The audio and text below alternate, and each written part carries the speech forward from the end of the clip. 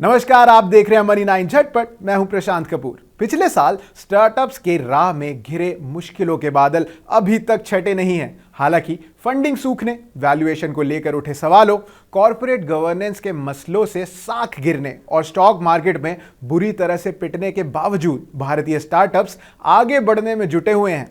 मामला है स्टार्टअप्स के यूनिकॉर्न बनने का। तो बात ऐसी है कि इस साल जनवरी से 1 जून तक 14 घरेलू स्टार्टअप्स ने यूनिकॉर्न क्लब में एंट्री ली है। मार्केट इंटेलिजेंस प्रोवाइडर ट्रैक्शन ने इस बात की जानकारी दी। पिछले साल इसी अवधि में 13 कंपनियों ने यूनिकॉर्न का दर्जा हासिल किया था। यूनिकॉर्न यानी जिनकी वैल्यूएशन $1 अरब या उससे भी ज्यादा हो। कुल बने यूनिकॉर्न के लिहाज से भारत दुनिया में तीसरे पायदान पर है। इस लिस्ट में पहले नंबर पर अमेरिका और दूसरे नंबर पर चाइना है। इस साल बने यूनिकॉर्न में automation provider Uniphore, interior solutions company Livspace, analytics company Fractal, games 24/7, ElasticRun और सोशल कॉमर्स कंपनी डीलशेयर बड़े नाम हैं। इनमें से सबसे ज्यादा फंडिंग हासिल करने वालों में फ्रैक्टल, यूनिफोर और लिवस्पेस है। गुजरे वर्षों में सपोर्टिव माहौल से भारत दुनिया का तीसरा सबसे बड़ा स्टार्टअप इकोसिस्टम बन गया है और ये बाजार 12 से 15% की रफ्तार से आगे बढ़ रहा है।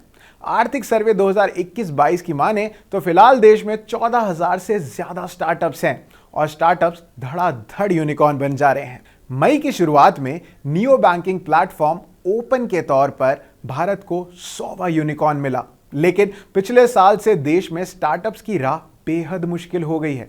सबसे पहले आईपीओ लाने वाले स्टार्टअप्स बाजार में आते ही पसर गए। इन कंपनियों की वैल्यूएशन को लेकर दावे बेमानी साबित होने लगे।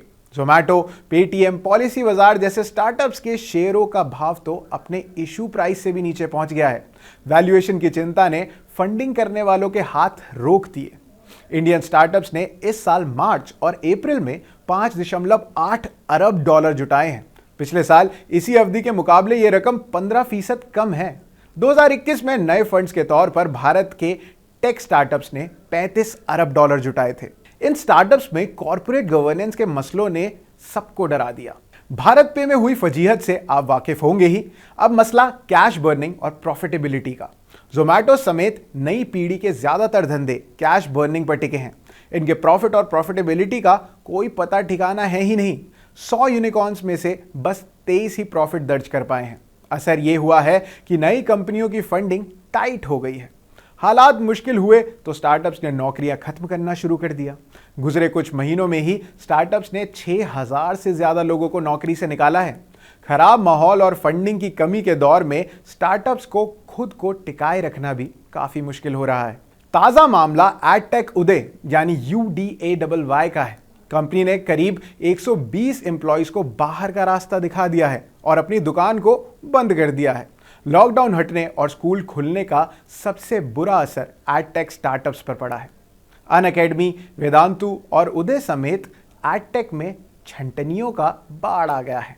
खैर, इस बेहद मुश्किल हालात में भी स्टार्टअप्स आगे बढ़ रहे हैं और यूनिकॉर्न में तब्दील हो रहे हैं। जाहिर तौर पर मजबूत कारोबारी मॉडल वाले स्टार्टअप्स के लिए खुद को टिकाए रखना कहीं आसान नहीं होगा और इस वक्त इनके लिए सबसे बड़ी चुनौती भी यही है।